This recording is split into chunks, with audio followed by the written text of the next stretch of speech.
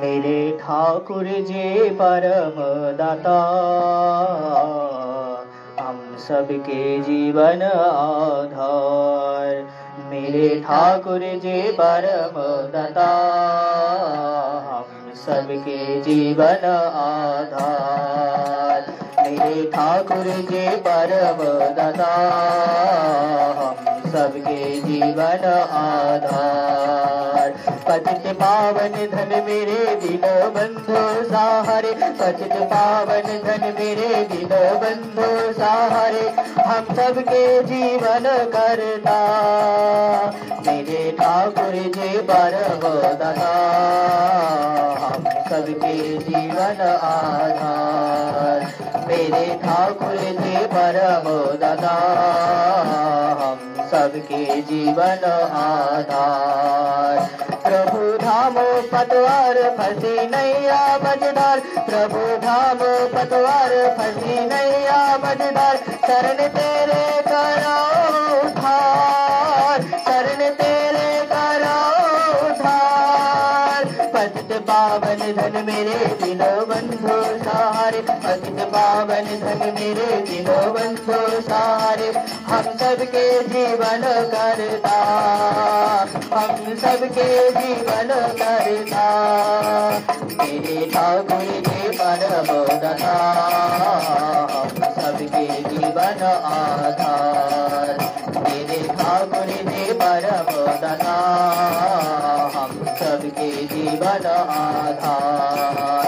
धनो जोवन मिट जाए एक नामी सहारे, धनो जोवन मिट जाए एक नामी सहारे। दयाल सबके पालनहार, दयाल सबके पालनहार। पतित पावन धन मेरे दीनो बंधु सहारे, पतित पावन धन मेरे दीनो बंधु सहारे, हम सबके जीवन करता। मेरे ठाकुर जी परम दाता, हम सबके जीवन आधार। मेरे ठाकुर जी परम दाता, हम सबके जीवन आधार।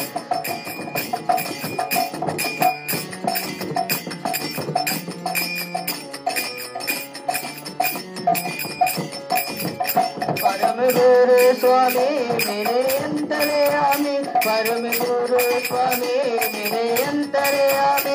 दयाल सबके पालनहार, दयाल सबके पालनहार।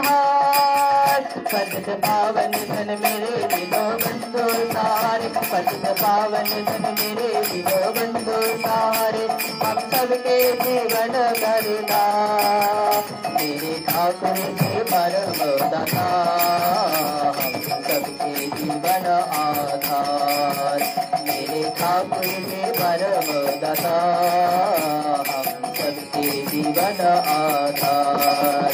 मेरे ठाकुर जी परम दाता, हम सबके जीवन आधार।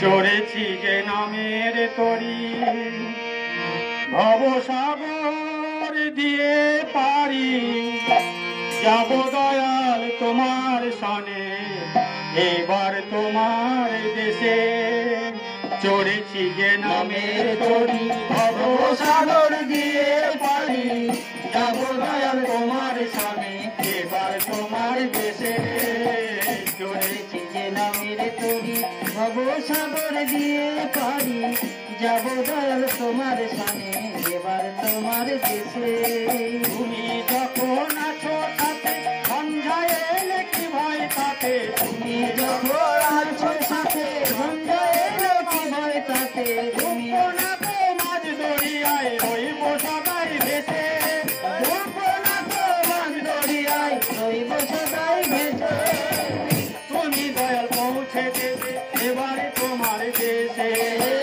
তুমি দয়াল পৌঁছে দেবে এবারে তোমার দেশে চড়েছি যে নামের তরি ভবসাগর দিয়ে পারি যাব দয়াল তোমার সনে এবার তোমার দেশে চড়েছি যে নামের তরি ভবসাগর দিয়ে পারি যাব দয়াল তোমার সনে এবার তোমার দেশে চলার পথে সারা জীবন ঘাটে ঘাটে ভিড়ে চলার পথে সারা জীবন ঘাটে ঘাটে ভিড়ে তুমি দয়াল নিয়ে যাবে আলোক তরি তীরে তুমি দয়াল নিয়ে যাবে আলোক তরি তীরে আমি মা ভই বলে চলবো এবার তোমার চরণ ধরে মা ভই বলে চলবো এবার তোমার চরণ ধরে তোমার সেবাই মুখর হয়ে তোমায় ভালোবেসে তোমার সেবাই মুখর হয়ে তোমায় ভালোবেসে আমি মা ভই বলে চলবো এবার তোমার চরণ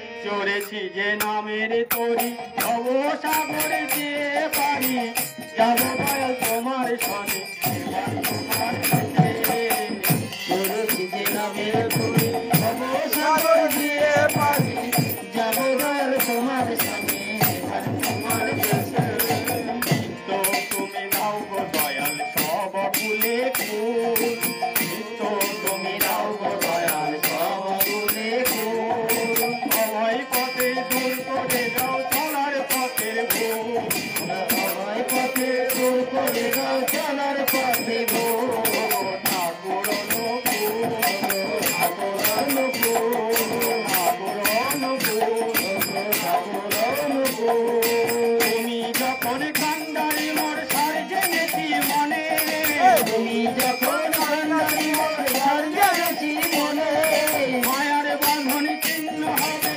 চলবো তোমার সনে মায়ার বাঁধন চিহ্ন হবে চলবো তোমার সনে প্রার্থনাতে জাগবে জীবন ভুলে সকল ত্রাসে প্রার্থনাতে জাগবে জীবন ভুলে সকল ত্রাসে মুক্ত অবধি চলাই শান্তি ষষ্ঠী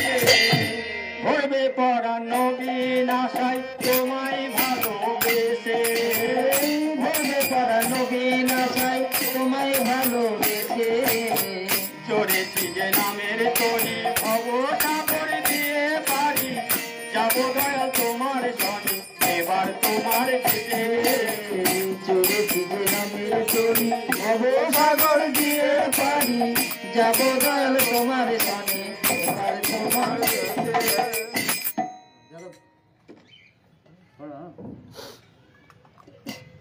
কীর্তন দাঁড়িয়ে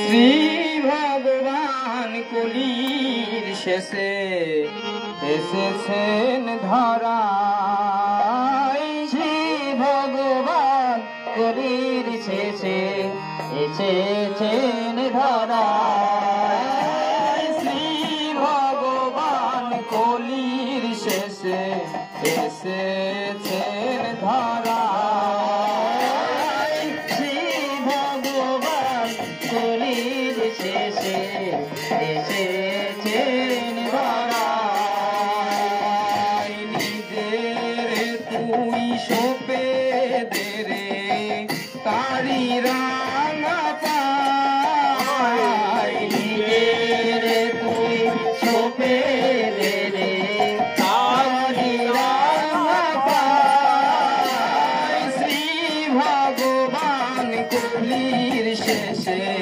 এসেছেন ধরায় শ্রী ভগবান কলির শেষে এসেছেন ধরায় জাল রে প্রদীপ শঙ্খ বাজা এলো ঘরে হৃদয় রাজা জাল রে প্রদীপ শঙ্খ বাজা এলো ঘরে হৃদয় রাজা সব দেহ মোর অর্ঘ সাজা সব দেহ মন অর্ঘ সাজা তারি আঙ্গিনা সব দেহ মন অর্ঘ সাজা তারি আঙ্গিনা জলের প্রদীপ শঙ্খ এলো ঘরে হৃদয় রাজা শঙ্খ বাজা এলো ঘরে হৃদয় রাজা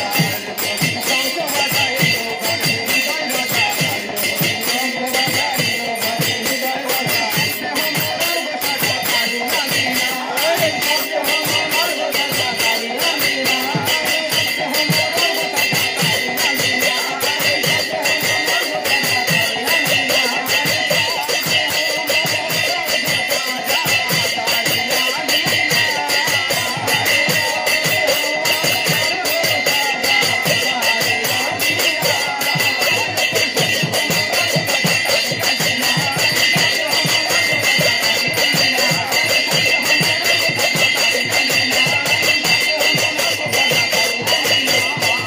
শ্রী ভগবান কলির শেষে এসেছেন ধরায় শ্রী ভগবান কলির শেষে এসেছেন ধরায় এখনো ভয় সময় আছে পর দয়ালের পায়ের কাছে এখনো ভাই সময় আছে পর দয়ালের পায়ের কাছে ভাটার টানে যাবি ভেসে ভাটার টানে যাবি ভেসে পাবি নে সময় নয় ভাটার টানে যাবি ভেসে পাবি নে সময় এখনো ভাই সময় আছে পর দয়ালের পায়ের কাছে এখনো ভাই সময় আছে পর দয়ালের পায়ের কাছে এখনো ভাই সময় আছে পর দয়ালের পায়ের কাছে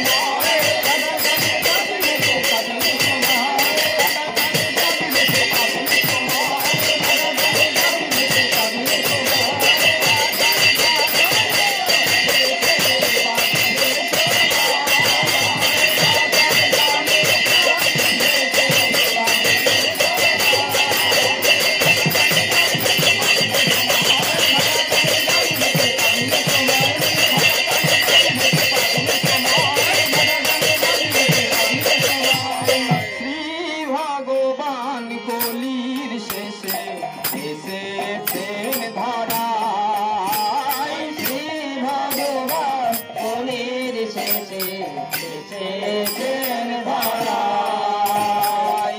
ইষ্ট গুরুর সেবক যারা তারি নির্দেশ পাই গো তারা। ইষ্ট গুরুর সেবক যারা তারি নির্দেশ পাইব তারা। অজ্ঞানতার মোহ তাদের, অজ্ঞানতার মোহ তাদের আপনি ঘুচে যায়। অজ্ঞানতার মোহ তাদের আপনি ঘুচে যায়। ইষ্ট গুরুর সেবক যারা তারি নির্দেশ পাইব তারা। ইষ্ট গুরুর সেবক যারা তারি নির্দেশ পাইব তারা। ইষ্ট গুরুর সেবক যারা তারি নির্দেশ পাইব তারা। ইষ্ট গুরুর সেবক যারা তারি নির্দেশ পাইব তারা। অজ্ঞানতার মোহ তাদের আপনি ঘুচে যায়। অজ্ঞানতার মোহ তাদের আপনি ঘুচে যায়। অজ্ঞানতার মোহ তাদের আপনি ঘুচে যায়। অজ্ঞানতার মোহ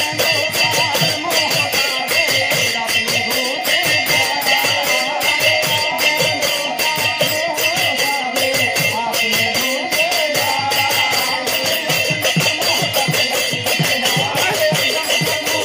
আপনি ঘুচে যায়।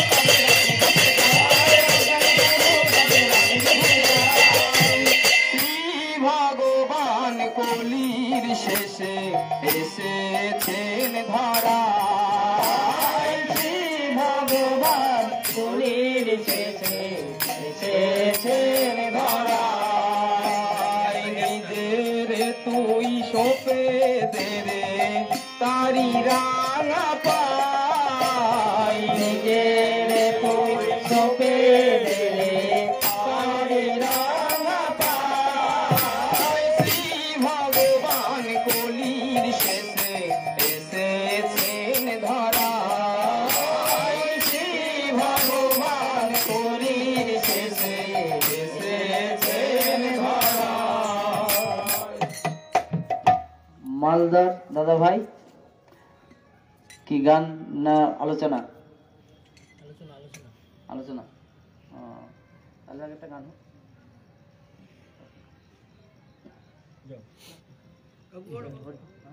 হরি হরি হরি না না হরি করবে হরি হরি আছে ওই দাদা করে গান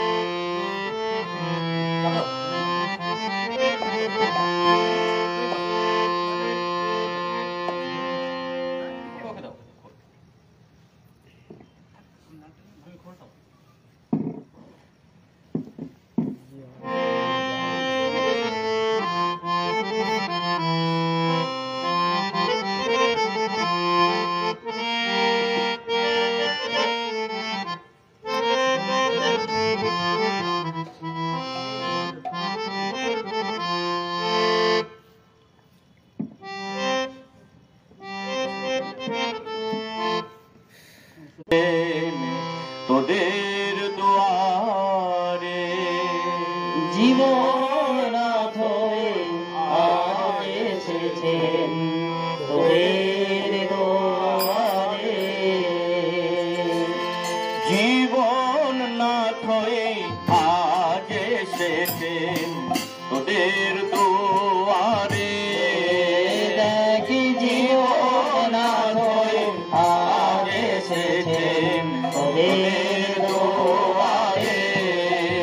তোরার কত কাল কাটিয়ে দিবি, আর কত কাল কাটিয়ে দিবি, তোরার কত কাল কাটিয়ে দিবি, আর কত কাল কাটিয়ে দিবি। এমন ঘরে তোরা আর কতকাল কাটিয়ে দিবি এমন ঘন ঘরে জীবন না থই আজ এসেছেন তোদের দুয়ারে জীবন না থই আজ এসেছেন তোদের দুয়ারে প্রবৃত্তিরি আগল টুটি ধর দয়ালের চরণ দুটি প্রবৃত্তির আগল টুটি ধর দয়ালের চরণ দুটি প্রবৃত্তির আগল টুটি ধর দয়ালের চরণ দুটি প্রবৃত্তির আগল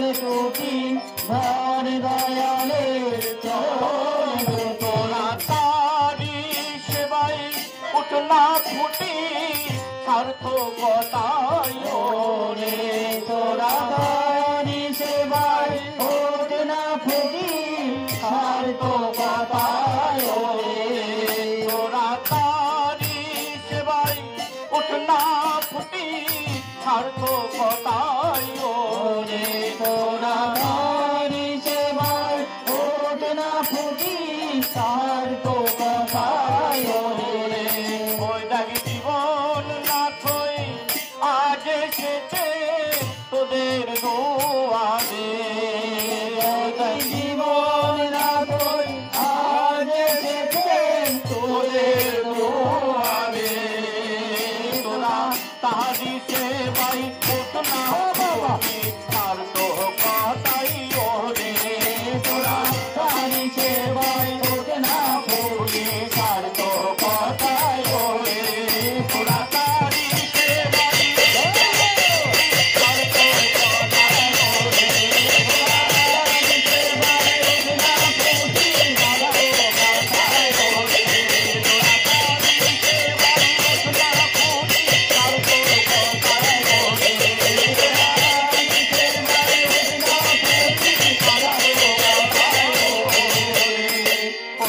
জীবন না থই আজ এসেছেন তোদের দুয়ারে জীবন না থই আজ এসেছেন তোদের দুয়ারে উঠুক না ঝড় যাবুক তুফান চল ছুটে চল উঠুক না ঝড় যাবুক তুফান চল ছুটে চল পিতৃ ভেদি সেবা সাধন মুক্তি দেবে ওরে ওর পিতৃ ভেদি সেবা সাধন মুক্তি দেবে ওরে ওর পিতৃ ভেদি সেবা সাধন মুক্তি দেবে ওরে ওর পিতৃ ভেদি সেবা সাধন মুক্তি দেবে ওরে ওই দাগি জীবন না থই আজ এসেছেন তোদের দুয়ারে জীবন না থই আজ এসেছেন তোদের দুয়ারে তোর পিতৃ ভেদি সেবা সাধন মুক্তি দেবে ওরে তোর পিতৃ ভেদি সেবা সাধন মুক্তি দেবে ওরে তোর পিতৃ ভেদি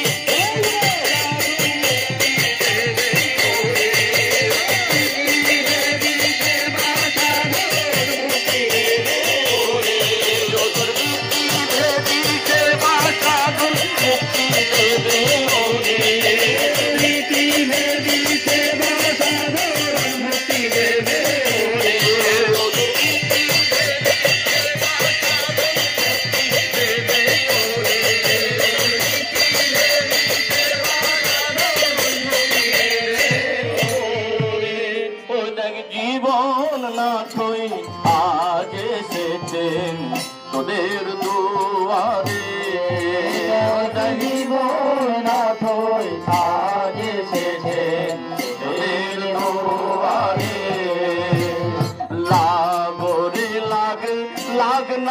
তোরা সকল বাধার বাঁধন ওরে লাগ না তোরা সকল বাধার বাঁধন ওরে লাগ না তোরা সকল বাধার বাঁধন ওরে লাগ না তোরা সকল বাধার বাঁধন পাওয়ার মন্ত্রে তোরা অগতিশীল রে পাওয়ার মন্ত্রে তোরা অগতিশীল রে তোরা তারে পাওয়ার মন্ত্রে তোরা অগতিশীল রে পাওয়ার মন্ত্রে তোরা অগতিশীল রে তোরা তাহারে পাওয়ার মন্ত্রে তোরা অগতিশীল রে তাহারে পাওয়ার মন্ত্রে তোরা অগতিশীল রে তোরা তাহারে পাওয়ার মন্ত্রে তোরা অগতিশীল রে তাহারে পাওয়ার মন্ত্রে তোরা অগতিশীল রে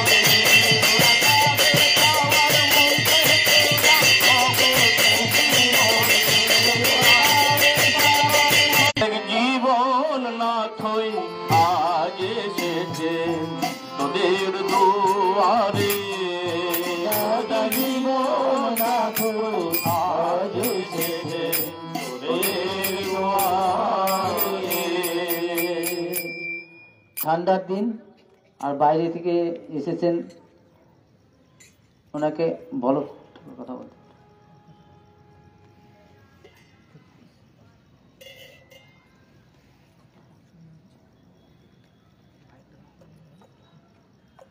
ওখানে মাইক দিয়ে দিই নাকি? এ পাশে আসলে না? হ্যাঁ ঠিক আছে, হ্যাঁ যাবে না, ওখানে গেলে ভালো হয়। তাহলে আমার মানে মোবাইলে আপনি ভালো হতো, কিন্তু কাছে হবে না।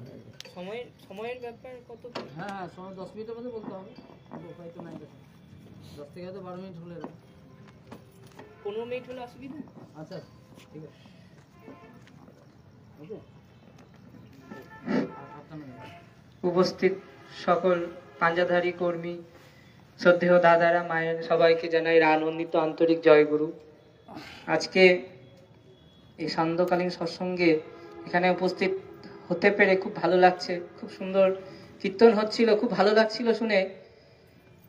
তা ঠাকুরের একটা ঘটনা মনে পড়ছে।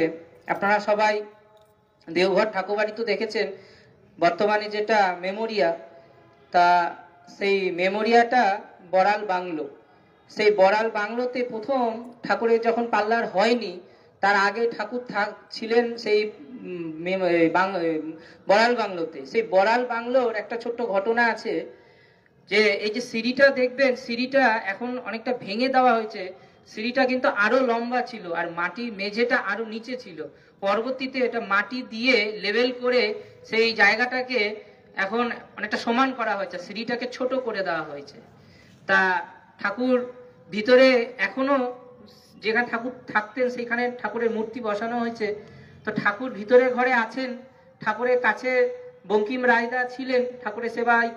তা চৈত্র মাসের একদম মানে ফাটা গরম, সেই কঠিন একটা মুহূর্তে দুপুরবেলায় এক বৃদ্ধা মা তার 2 সন্তানকে নিয়ে এসেছেন যে ঠাকুরকে একটু দর্শন করবেন বলে। তা বঙ্কিমদা বেরিয়েই বলছেন, কি ব্যাপার, এই দুপুরবেলা খাওয়া দাওয়া নাই, কাজ কাম নাই, কিছু নাই, চলে এসছেন, কি ব্যাপার? তো বৃদ্ধা মা বলছেন যে একটু দয়া করে ঠাকুরের দর্শন করব, একটু যদি দর্শন হয় ব্যাস আমরা চলে যাব। তো বঙ্কিমদা খুব রেগে গেলেন, রেগে গিয়ে তো খুব গালমন্দ করলেন। সে গালমন্দ করে একদম মানে দুচ্ছাই অবস্থা। তো বৃদ্ধা মা শুনলেন, কিছুই বললেন না। বঙ্কিমদার আগে গজগজ করতে করতে ভিতরে ঢুকে গেলেন। বৃদ্ধা মা ওই মানে চাঁদি ফাতা রোদ্রে, ওই কষ্টে, উনি বর্ধমান থেকে এসেছিলেন, খাওয়া নাই, দাওয়া নাই, বিশ্রাম নাই, ট্রেনের ব্যবস্থাও এত খারাপ ছিল এই সময়, এখন তো অনেক ভালো হয়েছে। খুব কষ্ট করে এসে একটু ঠাকুরের শ্রীমুখ দর্শন করবেন, আর তারপরে ওনারা কোথাও একটা আশ্রয় নিয়ে খাওয়া দাওয়া আনন্দবাজারে করবেন। তো একটা ইচ্ছা যে ঠাকুরকে একটু দর্শন করবেন। তো বঙ্কিম রায়দা এমন ঠেকা দিলেন, তো বাচ্চাগুলো বলছে মা চলো কোথাও যাই। তো বৃদ্ধা মা বলছে না বাবা, আমরা এখানেই থাকি। একটু কষ্ট করে ওই সিঁড়ির এক কোনায় ওনারা পড়ে থাকলেন। বঙ্কিম রায়দার এই গজগজনি করতে করতে ঢুকতেই ঠাকুর বলছেন কি রে, কি ব্যাপার, কি হয়েছে, এত গজগজ করছিস? ঠাকুর তো বুঝলেন। ঠাকুর সঙ্গে সঙ্গে যখন বললেন তখন বঙ্কিম রায়দা বলছেন আর বলবেন না, এইসব মানুষগুলো অত্যাচার আর পারা যায় না, এদের সময় জ্ঞান নাই, কাণ্ড জ্ঞান নাই, কোনো কিছুর ব্যাপার নেই, হঠাৎ করে চলে আসবে, খালি দর্শন দর্শন দর্শন। দর্শন করাটা কি অতই সোজা? প্রভু একটু বিশ্রাম করবেন না? তার খাওয়া দাওয়ার ব্যাপার নাই, বলেন তো দেখি। তাই আমি রাগে তাকে গালিগালাজ করে ভাগিয়ে দিয়েছি। ঠাকুর শুনেই আহ করে একটা আওয়াজ করলেন, দিয়েই বলছেন তাড়িয়ে দিয়েছিস? ওরা এত কষ্ট করে আইছে, তাড়িয়ে দিয়েছিস? হ্যাঁ, তার কি করব? বঙ্কিম আর কি করবো, আর তো কিছু করার নাই, এই দুপুরবেলা আপনার ভোগের সময়, বিশ্রামের সময়। তো বঙ্কিম ঠাকুর বলছেন যে তাড়িয়ে যে দিলি সেটা কি ঠিক হয়েছে? তো বঙ্কিম আর কিছু বলেন না, বলছে শোন, ওরা কাকে দর্শন করতে এসছে? তোকে দর্শন করতে এসছে? বলছে না। কাকে দর্শন করতে এসছে? বলছে আপনাকে। আমি তো কখনো বলিনি তাড়াতে, তাহলে তুই কেন তাড়ালি? তুই যদি তাড়াতিস আমাকে তো একবার বলতে পারতিস। তুই ভাবতে পারিস যে ওরা কত কষ্ট করে, কত যন্ত্রণা সহ্য করে, বাড়িতে কত রকমের অসুবিধাকে ফেস করে এখানে এসছে শুধু আমাকে একটিবার দেখার জন্য, আর তুই কি করলি? তাকে তাড়িয়ে দিলি। শোন, শুধু আমার কাছে থাকলেই কিন্তু থাকা হয় না, আমার যা ইচ্ছা হয়, আমার যা ভালো লাগা হয়, সেটা বুঝে যদি চলা যায় তাহলেই কিন্তু আমার সঙ্গে থাকা হয়, না হলে কিন্তু আমার সঙ্গে থাকা হয় না। এই যে তাদেরকে তাড়িয়ে দিলি, এই যে কতটা ব্যথা দিলি, কতটা যন্ত্রণা দিলি, কতটা কষ্ট দিলি, তা আর তোকে আমি বোঝাতে পারবো না। খুব কষ্ট পাইছি বঙ্কিম, খুব কষ্ট পাইছি। শোন, মানুষগুলো এত কষ্ট করে যে আসে না, শুধু আমাকে একটু দেখার জন্য আসে, আর আমিও যখন তাদেরকে দেখি তখন আমারও খুব আনন্দ হয়। তুই ভাবছিস যে তুই আমার কাছে থাকিস সবসময়, আমার সেবা করিস বলেই আমার কাছে কিন্তু থাকা হলো না। যারা আমার প্রত্যেকটা মুহূর্তে আমাকে স্মরণ করে, মনন করে, আমাকে সবসময় আমার কথা ভাবতে থাকে, আমি মনে করি তারাই আমার সব থেকে কাছে থাকে। আর যারা আমার কাছে থেকেও আমার কথাগুলোকে না মেনে তার মতো চলতে চায়, তারা কিন্তু আমার থেকে অনেক দূরে থাকে। তাই এইখানে আমার বসে ভালো লাগছিল, আমরা প্রত্যেকে যখন তার নাম কীর্তন করছি আমরা কিন্তু তার কাছেই আছি, আমরা তার স্মরণ মনন যখন করছি আমরা তার কিন্তু কাছেই আছি, আর তিনিও কিন্তু এখানে অধিষ্ঠান করছেন। আচার্যদেব একদিন এরকম পবিত্রদাকে বলছিলেন যে কোনো একটা বিষয়ে দাদা একটা কথা বলেছেন, পবিত্রদা সেটা বুঝতে পারেনি, তখনই দাদা রেগে একই সেম কথাই বলছেন যে আমার কাছে থাকা মানে আমার ইচ্ছা অনিচ্ছা, আমার ভালো জিনিসগুলো কিন্তু বুঝতে হবে, আর তা যদি না বুঝিস তাহলে আমার কাছে থাকার নিরর্থক মাত্র। একজন সায়েন্টিস্ট এসছে, তার বাড়ি সম্ভবত বাঁকুড়া ডিস্ট্রিক্টে, তা উনি ঈশ্বর মানেন না, ঠাকুরকে মানেন না, আর আচার্যদেবকে তো একদমই মানেন না। যাই হোক, দীক্ষা নিয়েছিলেন খুব ছোটবেলায়, তারপরে কোনো রকম ইষ্টভূতি করেন, পরবর্তীতে ইষ্টভূতি তার ছুটে যায়। তো তিনি একটা পেটেন্ট বানিয়েছেন, একটা নতুন একটা আবিষ্কার করেছেন। তা আবিষ্কারটা যখন ভারত সরকারের কাছে পৌঁছানো হয়, সরকার সেটা নাকচ করে দিয়ে, সরকার সেটা পছন্দ হয়নি। এমত অবস্থায় তার মনে হয়েছে যে আমেরিকা বা ফ্রান্স বা জাপানে এই পেটেন্টটা যদি বানানো যায় খুব ভালো একটা রেজাল্ট হবে। ইতিমধ্যে তিনি সেটা পাঠিয়েছেন, ওখানকার লোকগুলো সেটা অ্যাকসেপ্ট করেছে এবং তার জন্য প্রস্তাবও এসে গেছে। এবার তিনি ভাবছেন যে ভালো এক জায়গায় যাওয়া যেতে পারে, তো ফ্রান্সে উনি যাবেন একটা মনস্থির করেছেন। তো গুরু ভাইদের সঙ্গে পরিচয়, গুরু ভাইরা বললেন যে আপনি যখন এত বড় একটা কাজ করছেন, দেশের বাইরে পা রাখছেন, একবারটি চলুন, ঠাকুর দর্শন করে আসবেন আর আচার্য দেবের কাছে একবার নিবেদন করে আসবেন। তো এসে সায়েন্টিস্ট দাদাটি বলছেন আমি এসব মানি না, ও কি হবে, বিজ্ঞানের যুগ এখন, সায়েন্সের যুগ, প্রত্যেকটা জিনিস সায়েন্সে, আপনারা এখন ওই সব ধর্মকর্ম বাবাজি এইসব ঠাকুর হ্যান ত্যান এসব করেন, এগুলো ভালো লাগে না আমার, আমি এগুলো বিশ্বাস করি না। তো গুরু ভাইরা বলছেন যে আপনি বিশ্বাস না করুন, একবার অন্তত প্রণাম করে আসুন, তাকে একবার জানাবেন, তারপরে আপনার যা মনে হয় আপনি তাই করবেন, একবার চলে দেখুন না, যদি ভালো লাগে ভালো লাগবে, না ভালো লাগে না ভালো লাগবে, খুব সিম্পল একটা কথা। তো তিনি একটা মানে ফ্রান্সের একজনের সঙ্গে ডিলও করে নিয়েছেন, যে কয়েক লক্ষ টাকা ডিল করে ভারত থেকে উনি ফ্রান্সে যাবেন এবং পেটেন্টটা বিক্রি করবেন, যে প্রয়োজন পড়লে ওখানেই থাকবেন, এটা তার ডিল হয়েছে। কিন্তু এটা সম্বন্ধে একমাত্র উনি জানেন, আর কেউ জানে না। যাই হোক, উনি যথারীতি এসছেন আচার্যদেবের কাছে সন্ধ্যাবেলায়, দাদা বসে আছেন, সন্ধ্যাবেলায় এসছেন, গুরু ভাইরা তাকে নিয়ে এসেছে। তো দাদাকে যখন বলা হলো যে ইনি এরকম এরকম ব্যাপার, দাদা খুব সুন্দর করে তার সাথে কথা বললেন। তো দাদা তার নাম ঠিকানা তার বাড়ি সবকিছু বলতেই বলছেন যে আমার একটা জিনিস মনে হয় দাদা, যে আমরা প্রত্যেকটা মুহূর্তে নিজের এক্সপেকটেশনটা একটু একটু করে বাড়িয়ে তুলি, আমাদের চাহিদাটা কিন্তু একটু একটু করে বেড়ে যায়। তো আমি মনে করি যদি আমার চাহিদাটা আমরা নিজের লিমিটে থেকে একটু একটু করে এগোই তাহলে সুবিধা হয়। যেমন আপনি একটা জিনিস আবিষ্কার করলেন, একটা জিনিস তৈরি করলেন, আপনি যদি ছোট ছোট কোনো ইনভেস্ট যারা করছে তাদের সঙ্গে যোগাযোগ করতেন তাহলে ভালো হতেন। কিন্তু আপনি কি করলেন, এক লাফে অনেকটা বড় একটা জায়গায় ধাক্কা খেললেন। এক লাফে যখন সরকারের কাছে গেলেন, সরকার সেটা নাকচ করলে আপনার কিন্তু দুঃখ হলো। আচ্ছা, এমনও তো হতে পারে আপনি হয়তো ভাবছেন বিদেশে যাবেন, আপনি হয়তো ভাবছেন যা দাদাটি ডিল করেছিল সেই অ্যামাউন্টটাও দাদা বলছেন হয়তো এত টাকা দিয়ে আপনি ডিল করলেন, হয়তো ভাবছেন এত টাকা দিয়ে আপনি ফ্রান্স বা জাপান বা এরকম কোন একটা জায়গায় চলেও গেলেন। কিন্তু দাদা এমনও তো হতে পারে সেই জায়গার মানুষটা আপনার কাছ থেকে পেটেন্ট নিল আর টাকার পরিবর্তে আপনাকে গায়েব করে দিল। তাহলে কি হবে? না আপনার দেশও গেল, আপনার জায়গাও গেল, আপনার আবিষ্কারও গেল, সবও গেল। নিজের মাটি, নিজের দেশ মানে মা, সেখানে কিন্তু সবসময় আপনি সিকিউর।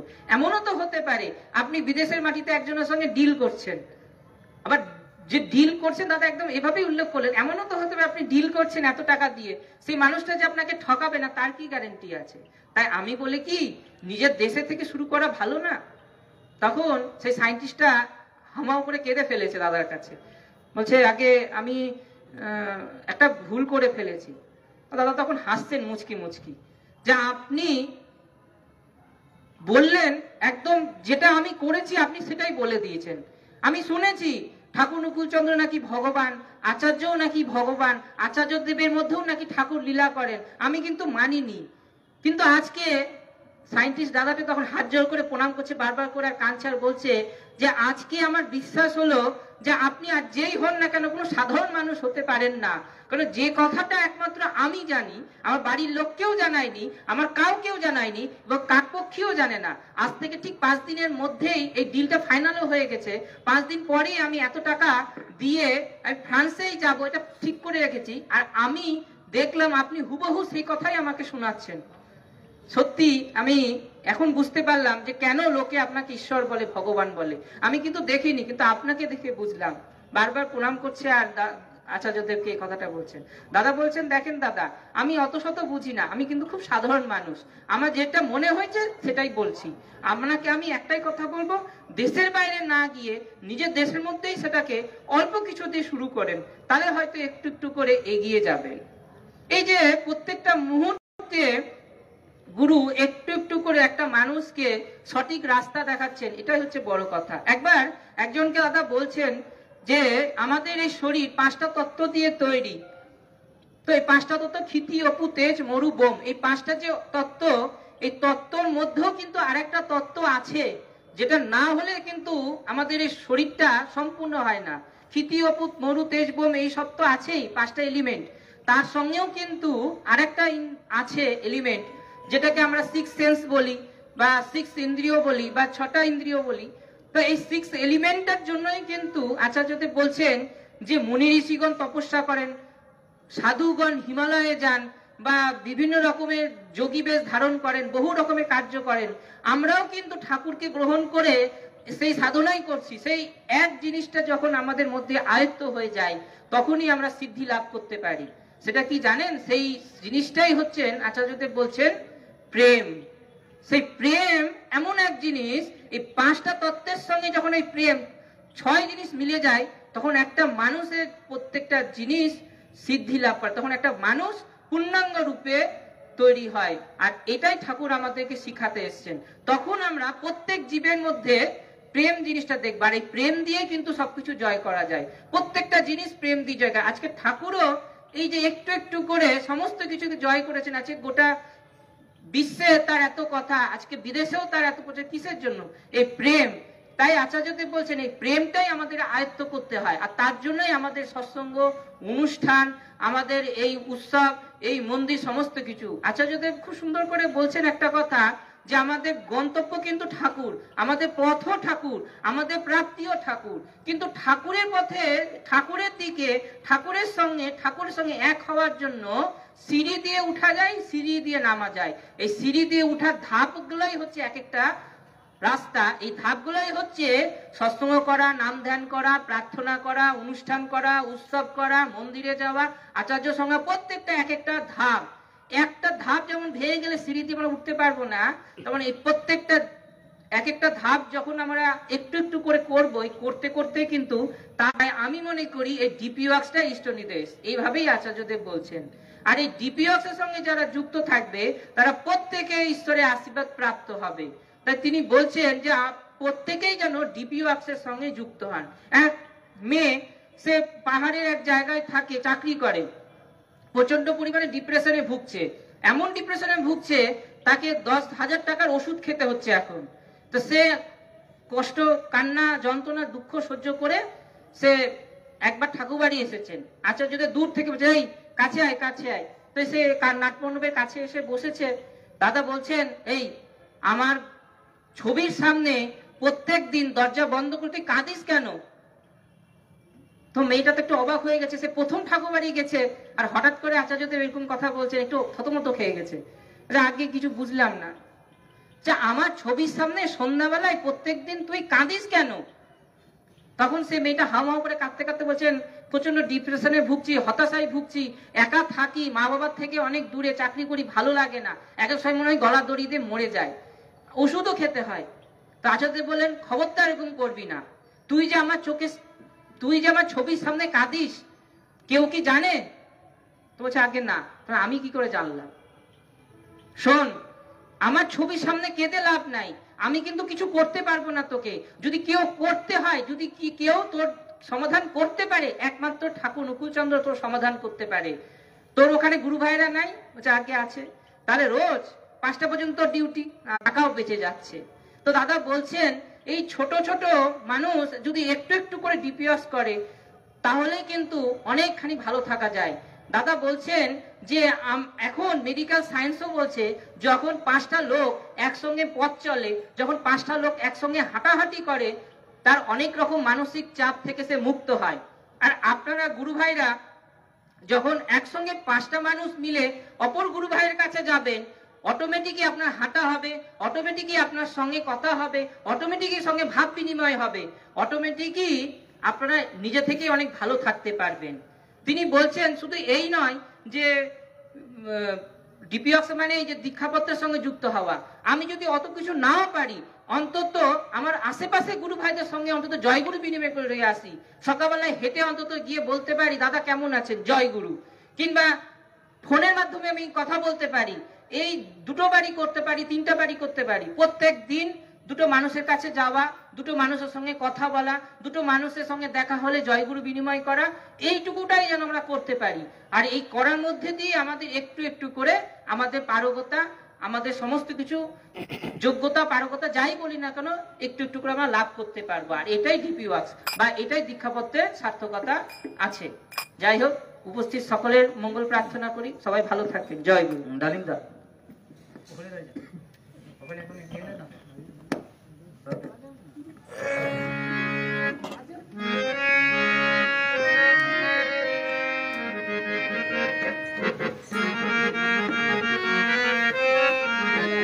যাদবদার নাম নিয়ে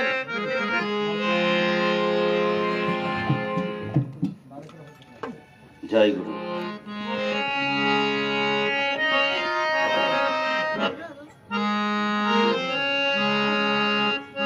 আপনি শুরু করুন। তোরা দেখে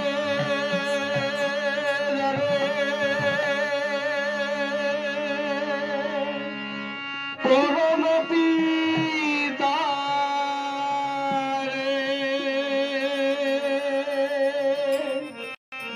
কলিতে আমার অধম তারা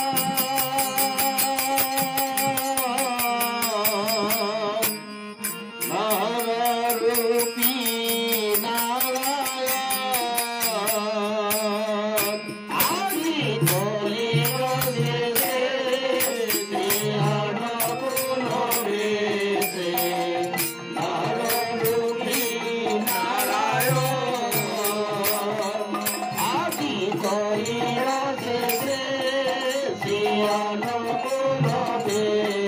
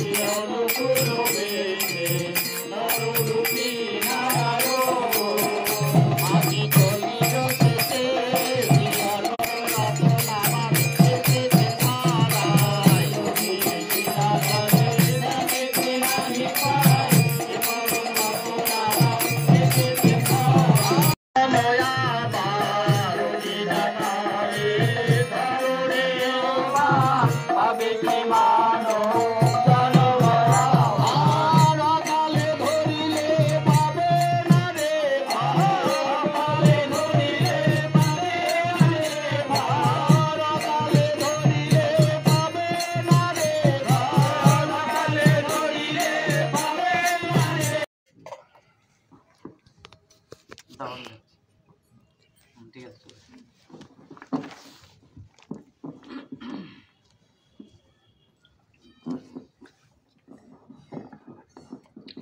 यादित्थं वर्तो ज्ञानवैविन्दाते अमृतम् सदानुकल्पाय तस्मै श्रीगुरुभ्ये नमः। नमो गुरुभ्ये नमः, नमो गुरुभ्ये नमः। উপস্থিত ঠাকুরের পবিত্র পুত পাঞ্জাধারী কর্মী, আমার ইষ্টপ্রাণ গুরু হাতা, কল্যাণময়ী মাতৃমণ্ডলী, প্রত্যেককে আমার আনন্দিত জয় গুরু। অরূপ মাঝি, তাই তো না? অসিত মাঝি বাবার নাম। অসিত মাঝির গৃহে তার পুত্র অরূপ মাঝি আজ পরম পিতার পরম দয়ালের সান্ধ্যকালীন সৎসঙ্গের আয়োজন করেছেন।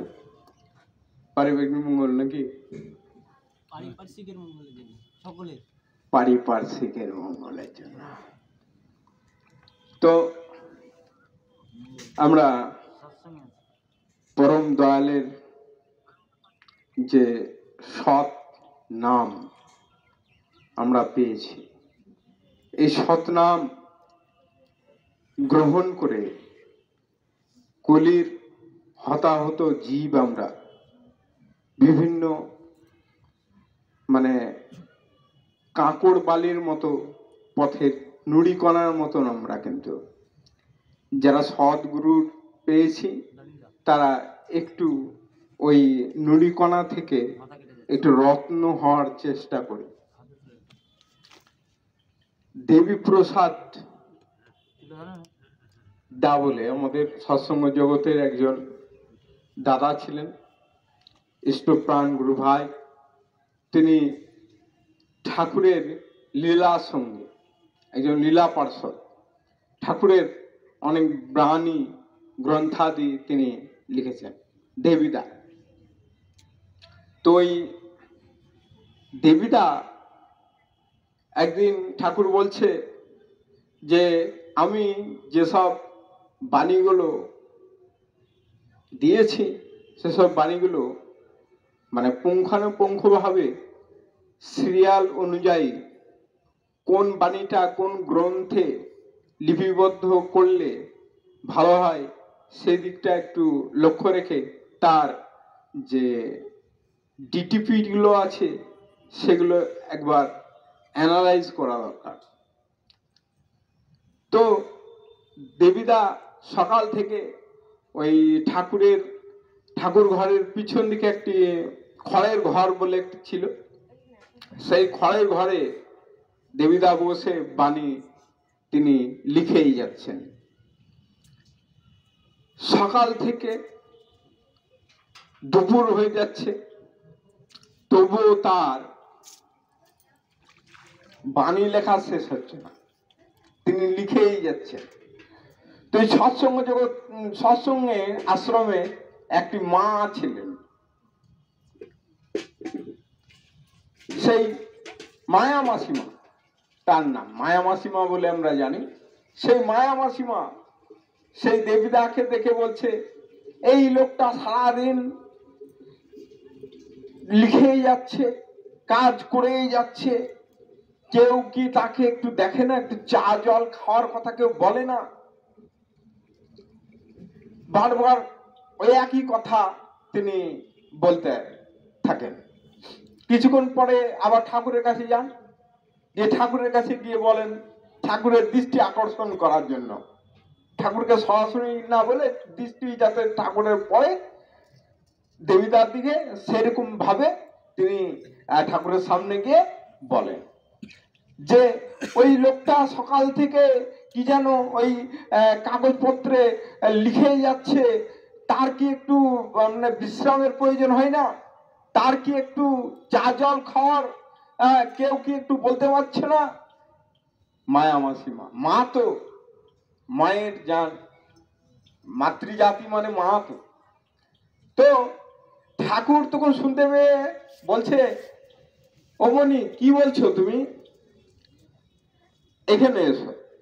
ঠাকুরের কাছে গেলেন, মায়া মাসিমা গিয়ে বলছেন, ঠাকুর ওই দেবীদা সকাল থেকে খড়ের ঘরে বসে একাগ্র চিত্তে তিনি লিখেই যাচ্ছেন, কাজ করেই যাচ্ছেন, তার কি একটু বিশ্রামের প্রয়োজন হয় না, তার কি একটু খাওয়া দাওয়ার কিছু বলে কিছু মনে হয় না, কেউ কি তাকে দেখে না?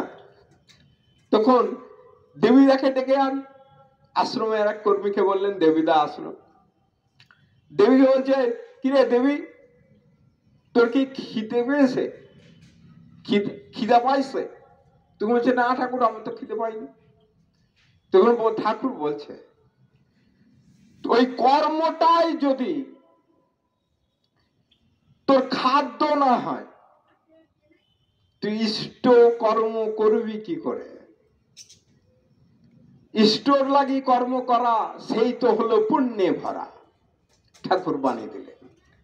তা আমাদের বর্তমান যে কাজ, আমার পূর্ববর্তী বক্তা মালদা থেকে এসছেন দাদা, শ্রদ্ধেয় দাদা, তিনি বলছিলেন ডিবি, এই যে বর্তমানে ডিবির কাজগুলো আমাদেরকে ঠিকভাবে করতে হবে। অরূপ জানে ডিবিটা কি, অরূপ মাঝে সাঝে ডিবির কাজে বেরোয়, যখন সে ছুটি নিয়ে আসে আমাদেরকে ডাকে, আমরাও আসি। কিন্তু আপনারা যারা আছেন আশেপাশে, আমাদের ইষ্টপ্রাণ গুরু ভাই, আপনারা এই যে বর্তমান পরিস্থিতি দেখছেন, এই পরিস্থিতি থেকে উদ্ধার পাওয়ার একটি মাত্র পথ পরম দয়ালের চরণকে আশ্রয় করে চলা, না হলে কিন্তু আমাদের সামনে বিপদ অবিসম্ভাবী বিপদ এসে দোরগোড়ায় দাঁড়িয়ে রয়েছে। সময় সংক্ষেপ, সেই জন্য আমার আলোচনা দীর্ঘায়িত করব না। আরেকটা দায়িত্ব এসে পৌঁছেছে আমাদের মধ্যে। আগামী 19শে জানুয়ারি 2025 আমরা হ্যাপি নিউ ইয়ার করব, 1 জানুয়ারি। তার 18 দিন পরে 19শে জানুয়ারি বহরমপুর ওয়াইএম এর ময়দানে পরম দয়ালের মহোৎসব হবে। সেই মহোৎসবে আপনাদের এই বালির ঘাটের বালি মানে অঞ্চলের যত গ্রুপ আছে আপনারা সবাই মিলে ঝাঁকে ঝাঁকে যাবেন এবং বিভিন্ন রকম যদি ইষ্ট কাজে একটু সহযোগিতা করতে পারেন তো করবেন, যেরকম ভাবে পারবেন সেখানে আপনাদের মানে সর্বস্বটা দেওয়ার চেষ্টা করবেন, হাতটাকে একটু বাড়াবেন। তো যাই হোক, আর দীর্ঘায়িত করছি না, আমার আলোচনা এখানে রাখছি। দাদা সবার মঙ্গল কামনা করি আমার প্রভুর আত্মচরণে। সবাই ভালো থাকবেন। জয় গুরু। নাম বলেন না ঠিক আছে, বসাই তো অন্যায় আছে।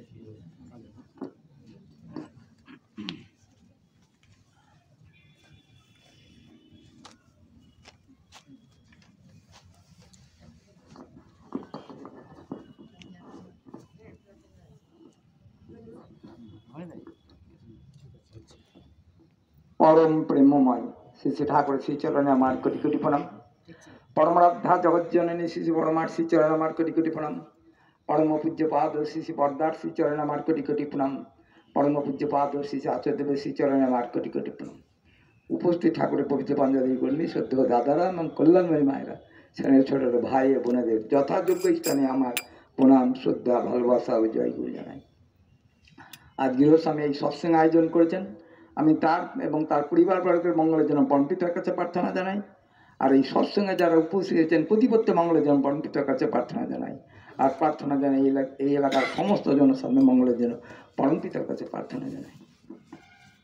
আজকে সত্যানুষ্ঠানে পাঠ হয়েছে যে তুমি লতার স্বভাব অবলম্বন করো আর আদর্শ বৃক্ষকে জড়িয়ে ধরো। একটা লতা গাছ তার সোজাই দাঁড়াবার ক্ষমতা নাই, সামনে যদি একটা শক্ত গাছ পায় জড়াতে জড়াতে জড়াতে অনেক উপরে উঠতে পারে। তা ঠাকুর আমাদের বলছে তুমি সেই স্বভাব অবলম্বন করো, সেই আদর্শ বৃক্ষকে জড়িয়ে ধরো। যুগ পুরুষোত্তম যখন যুগে যুগে আসেন তাকে গ্রহণ করতে হবে। তাই ঠাকুর এই কথাই বললেন যে তিনি যে বিধান দেন সেই বিধানগুলো ঠিকভাবে যদি আমি পরিপালন করি তাহলে আমি ভালো থাকবো, সুখে থাকবো, শান্তিতে থাকবো। তাই ভালো থাকার পথ ঠাকুর দিয়েছেন পঞ্চনীতি। যজন যজন ইষ্টবিধি সস্তিনী সদাচার, এই আমাদের 5টা নীতি দিলেন। তিনি আমাদেরকে এইটা ঠিকভাবে পরিপালন করতে হবে। ঋত্বিক দেবতা যখন আমাকে দীক্ষা দিলেন তখন কিছু করণীয় বলে দিলেন, কি করতে হবে আমাকে, অতি প্রত্যুষে উঠতে হবে। দীক্ষার মাধ্যমে যে নামটা পেয়েছি সেই নামটা করব। করার পর কি করব, যাকে সর্বাগ্রে ভগবান বলে স্বীকার করেছি, আমার স্ত্রী পুত্র পরিবার কথা ভাবার আগে আমার প্রভুর কথা ভাববো। আমার সৎ উপার্জন অগ্রভাগ তাকে নিবেদন করব, যাকে আমরা বলি ইষ্টভীতি। ইষ্ট মানে মঙ্গল আর ভীতি মানে ভরণ পোষণ পালন। আমি যদি মঙ্গলে ভরণ করি তাহলে অমঙ্গল আমার বাড়ি থেকে অটোমেটিকই দূর হয়ে যাবে। ঠাকুর সবচেয়ে তোর বড় ধান্দা ইষ্টভীতি হলে তখন থেকে দেখতে পাবি জীবন কেমন ফলে। যতই আসুক আপদ বিপদ, যেমনি হোক প্রাণ, ইষ্টভীতি আনেই আনে সবার পরিত্রাণ। তিনি আরো বললেন, দীক্ষা নিলে জানিস মনে ইষ্টভীতি করতেই হয়। ইষ্টভীতি বিহীন দীক্ষা কভু করে চেতন রয়। ইষ্টভীতি যদি আমি না করি দীক্ষা আমার চেতন থাকবে না, বেঁচে থাকবে না। এইটাকে আমাকে ঠিক রাখতে হবে। আমার বাড়িতে 4 জন, আমরা বেশ খাওয়া দাওয়া করছি, আমার প্রভুকে নিয়ে আমাকে ভাবতে হবে 5 জন। তিনি আমার সর্বময় কর্তা, আগে আমার প্রভুর কথা ভাববো, তারপরে আমার নিজের কথা ভাববো। ভগবান শ্রীকৃষ্ণ বলছেন সবই আমার দেওয়া জিনিস, যে আমাকে না দিয়ে খায় সে চোর, বিষ ভক্ষণ করে। এই যুগে যুগে ইষ্টভীতি ছিল রকমের। ঠাকুর এটা সহজ সরলভাবে ধরিয়ে দিলেন। তাই আমাদেরকে এই দিকটা খেয়াল রাখতে হবে। ঠাকুরের ইষ্টভীতি আমাদের হয়ে গেল। তারপরে সময়বেতভাবে প্রার্থনা করা, প্রার্থনা করার পর ঠাকুর প্রণাম করা, ঠাকুর প্রণাম করার পর বাবা মাকে প্রণাম করা, গুরুজনদেরকে প্রণাম করা।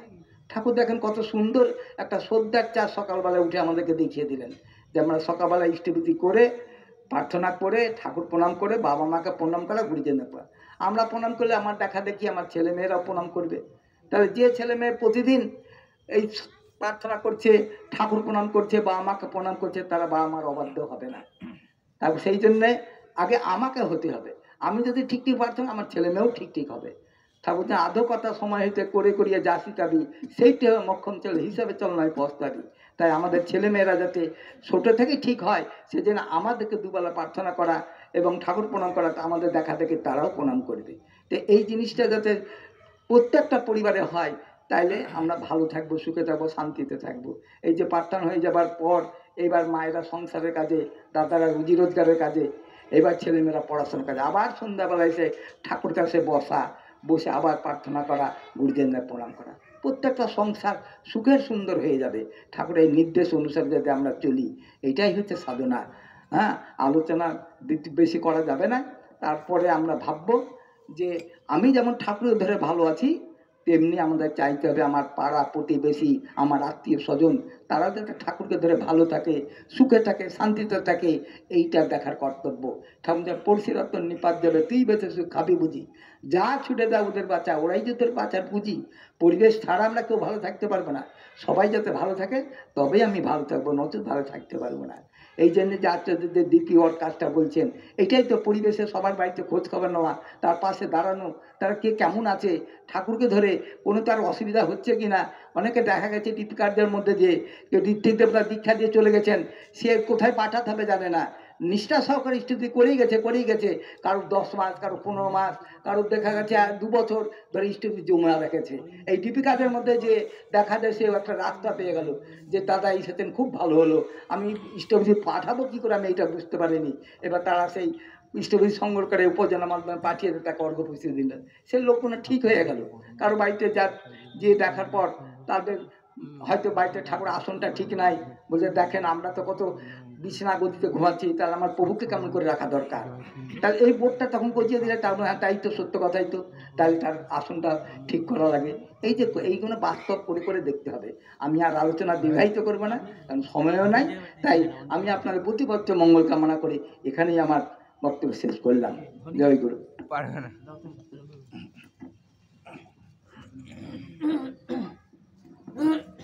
নিজের বাড়ি বলে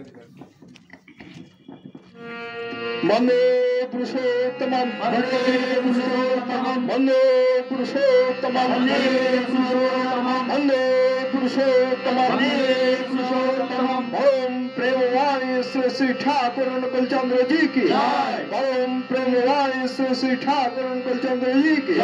ओम प्रेमवाणी श्री श्री ठाकुर अनुकूल चंद्र जी की जय। परमरद्धा जगत जननी श्री श्री वर्मा जय।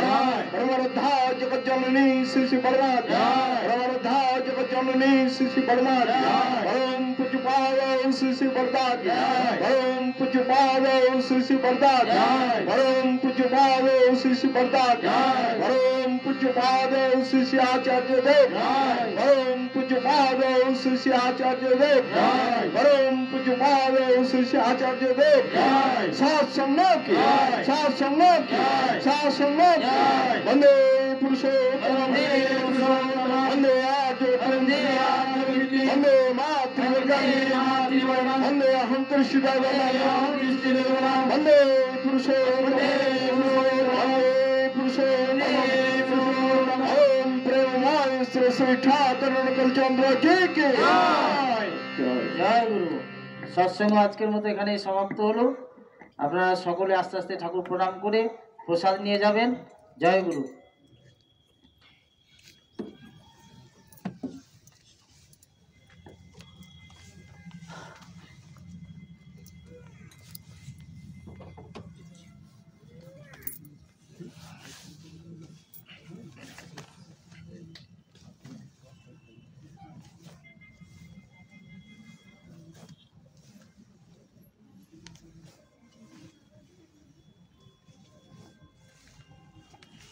জয় গুরু।